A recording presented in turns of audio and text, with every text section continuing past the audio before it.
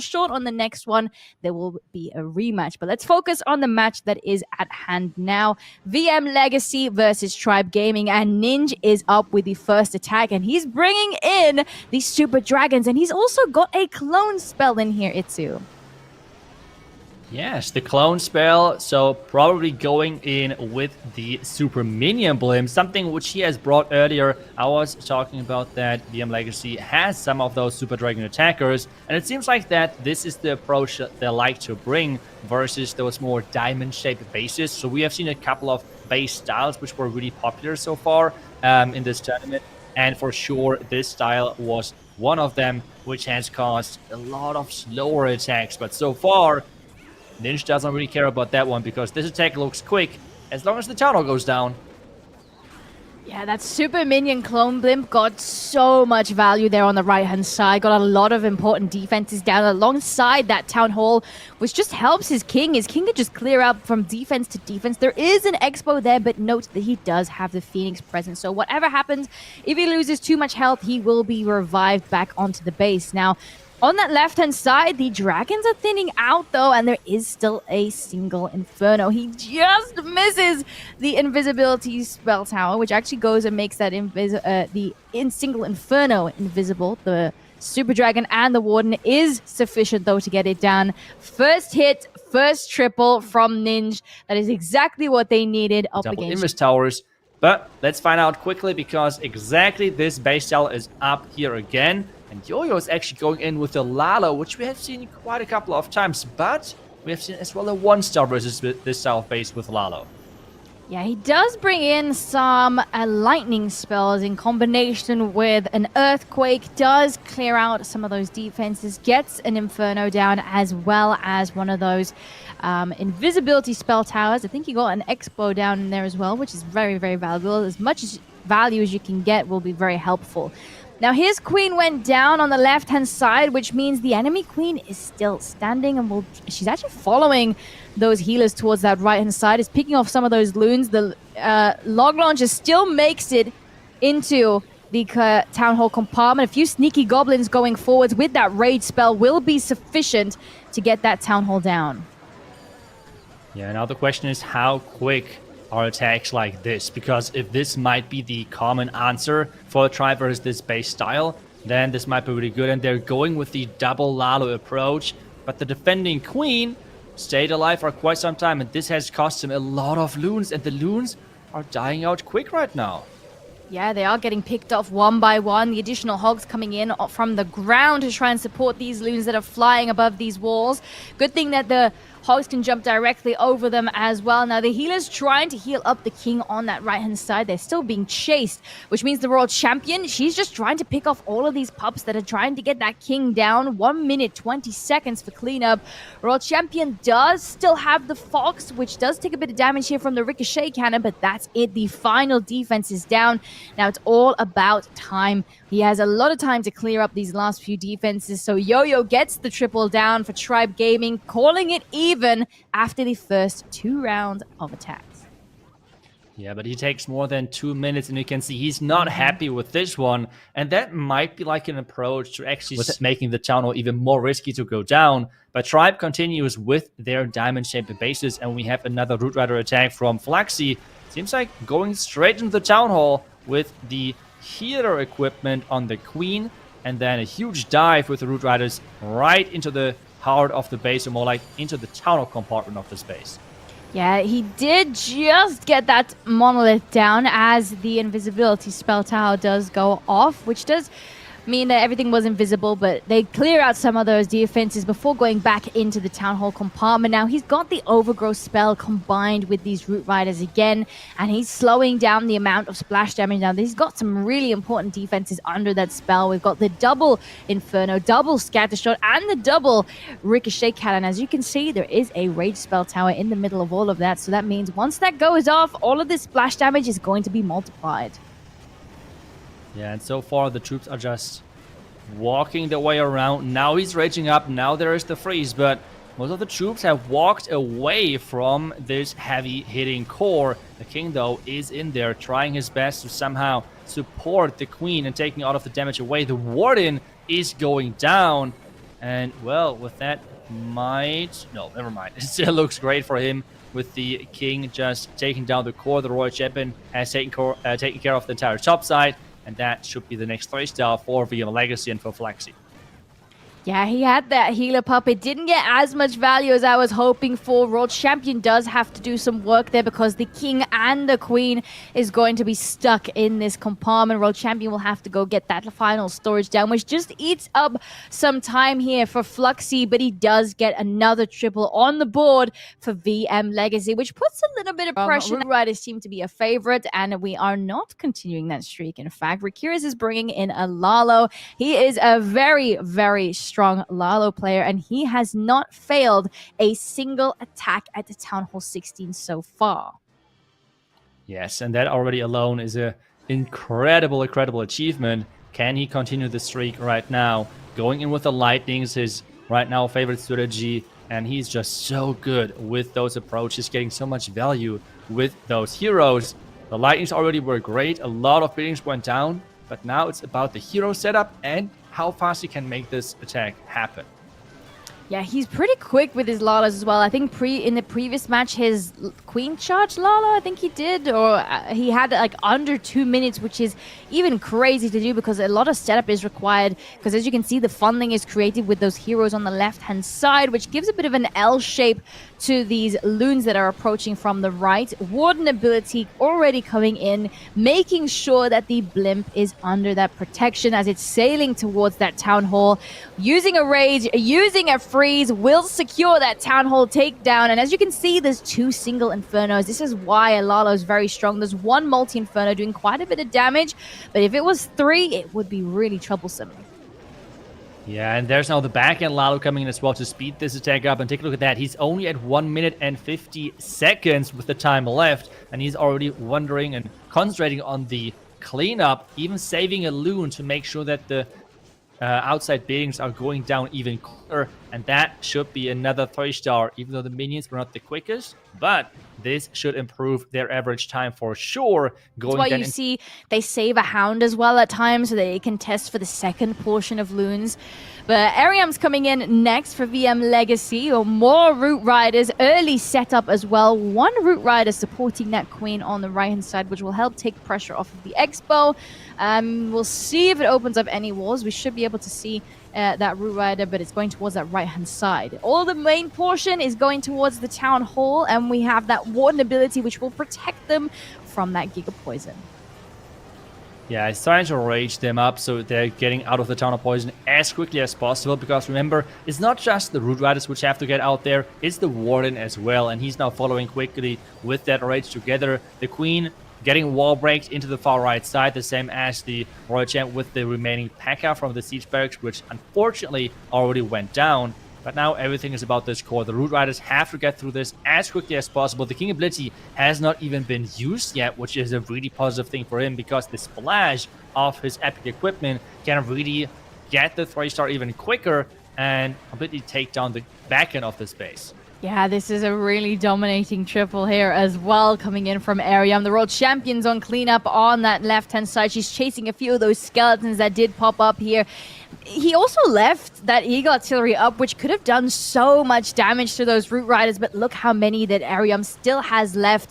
1 minute 30. He only has 5 buildings still left to clean up there on the southern side. A few hidden testers popping up there, but he gets it done. Another triple on the board for VM Legacy. This is home are facing some challenges like that. One way is with a log launcher or a bunch of freezes maybe in there, or you could bring in a bunch of lightning spells and just completely eliminate them off of the base. Now, Nabrax is up next. He does love his Electro Dragons. The setup is already done. Few loons and a baby dragon on the north.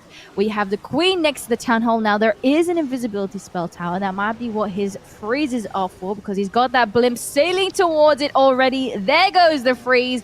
Town hall takedown should be secured.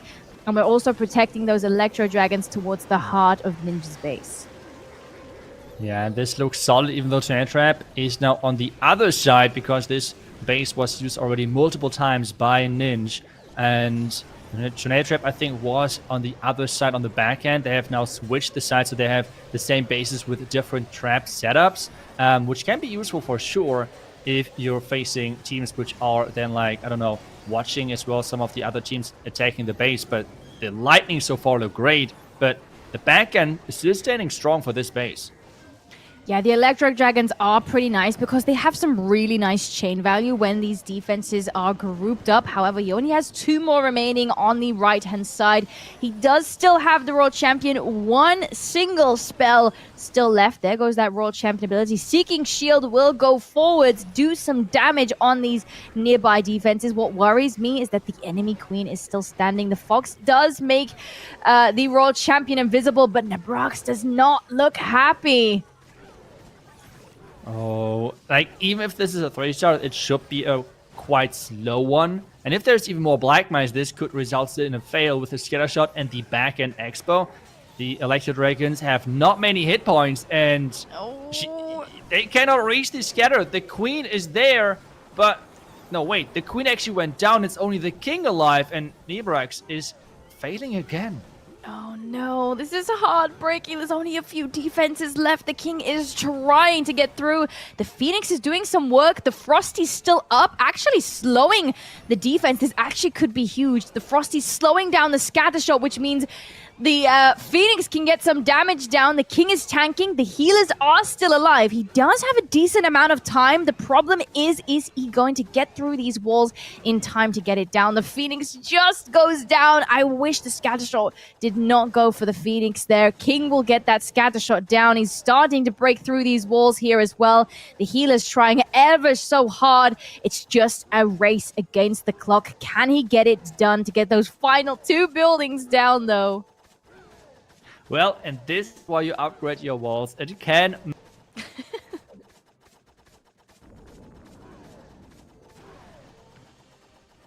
Expo. It's going to be the defense 99%, and this means VM Legacy have the huge advantage right now on their side. It's in star advantage to switch plans, or are they just going with the Mass Root Riders? It seems like they had not enough time to switch things up, but they will take their time within the attack. So no blimp Root Riders, everything at the same time. And this means now for everyone watching at home and maybe want to pick up something for a Root Rider attack, this is the attack you want to watch, because he has his time, he takes his time, and he's first off taking down the Town Hall compartment and then slowly starting at the top side with the Root Riders. The important thing as well is splitting your Queen from the Mass Root Rider push, and then this should give you even more value. Yeah, if you take note, he had a bunch of loons still in this army composition as well, because he saw that there's not that many defenses that can target air around that town hall. So once the town hall was down, those loons could just fly, and they actually even got one of those ground expos down, which is very valuable for the back end of a base because it does quite a bit of damage. Root Riders, although they are still pushing through, we have that Warden ability already used, so we have to wait and see how much damage that these Root Riders take. There are some skeleton spells distracting some of these defenses around that monolith specifically, and the single Inferno. Yeah, that's always the risk with using the single Inferno towers. If there is someone bringing the skeleton spells, that can be a huge advantage to the attacker. On the back end, though, the Queen, remember, there is no ability for her, but the freeze is keeping her alive. The Root Riders are going through the defense like it's nothing. We can see the smile already on his face. He's getting that 3-star in, and that is the pressure they need to put onto Tribe to have a chance in this match, and they are keeping the lead. It doesn't matter at this point what Tribe does. Tribe just needs to stay close, but the lead is staying with VM Legacy. They have everything in their hand. Yeah, just as you mentioned, as this attack started,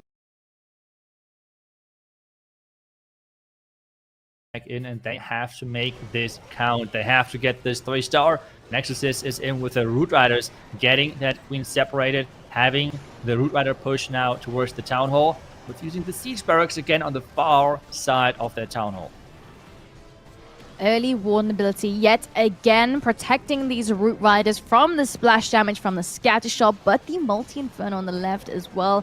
A few of them did stray off there with the World Champion and the King. They can get some good value as they trail from defense to defense around all of these defenses that are stunned and locked in place from the Overgrowth spell. The Monolith, the double single Inferno, the Scattershot, even the Eagle Artillery, they will return back to the battlefield as it wears off, doing some damage on some of these troops that are approaching the heart of Ariam's base.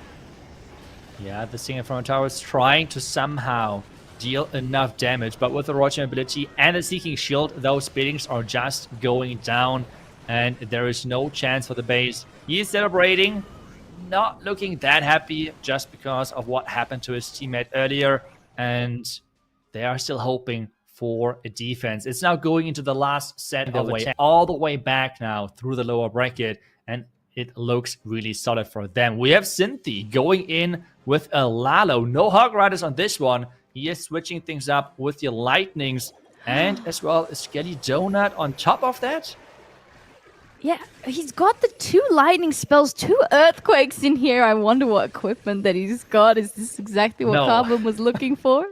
I mean, the Skelly Donut gets good value. We got the Eagle Artillery and the Clan Castle down, a Ricochet Cannon. There goes the Earthquake and the Lightning, and the Giant Arrow flies all the way across the base, clearing out some of those defenses, but also activating both of the invisibility spell towers on that Town Hall. Carbon has said it. You can activate those Invis towers with that equipment for sure. And that's exactly what Cynthia did. Now with the Blimp, he does not need to worry about, like, well, the Invis towers at all. He does not need to invest any freezes. And instead, he's just going for the Town Hall. As well, he's doing what Carbon said. The Hound and Sneaky Goblins inside that Blimp to take down the Town Hall and have even more tankiness of triggering traps and tanking for his loons. And this attack looks spectacular, amazing, really, really clean from Cynthia. This is absolutely fantastic. We have distraction there on the north-hand side. It's a single Inferno, so these loons can absolutely just fly over. There is still an invisibility spell tower present here, which will go off. The World Champion ability there as well, but it does not even matter. He used the Giant Arrow in the World Warmups here and got the triple down, and it was a fast one as well. Look at the smile on his face. He is so chuffed with himself. What a performance from Sinthe, and the amount of loons still remaining. He was ready to do it. One building holding them back here. Now, Coronas, let's see if they can end strong with a triple on Fluxy's base, just to say that they can get it done. We've got the ring base with the double invisibility tower yet again on Fluxy's base. Queen on the left with the king. Zap, Quake, clearing off one of the invisibility spell towers already. Yeah, already really, really solid value with the Lightnings early on, getting now into that, like further into the base with his heroes. He has the lock launcher selected, so he will take advantage of the logs and then of probably with Sneaky Goblins to take down the Town Hall and the surroundings. And there we go, the lock launcher is in. He has to be careful though with the Expo. If the king is out of range, the Expo might switch to the lock launcher, which could cause some problems. But so far the king is taking nicely. But now it's switching, but really nice play ahead. He used the loons to take down the Expo. Nicely done. Yeah, that's really nice. Walls are open. Log launcher is approaching. Let's see what's in it, as it got that rage already set to get that Town Hall down. Now the loons are approaching from both sides of this base towards that monolith, but also in towards the Town Hall. The Yetis secured the Town Hall takedown. Warden ability protecting these loons, going from a lot of splash damage in, and we also have the multi-archer tower freezing that air defense on the right-hand side. Now, unfortunately, a lot of loons from the middle will be going down. King's clearing up around the outside, but Kronos still has the World Champion, which will go back into the middle of this base, get the Inferno down, and Kronos ends with a triple. VM Legacy standing strong and will be returning to the upper brackets to face against Synchronic for the championship title here in the World Warmups. They want to get it done. They've done so well so far. Yeah, they have done so well, but then, well, Tribe has struggled in the last couple of matches, and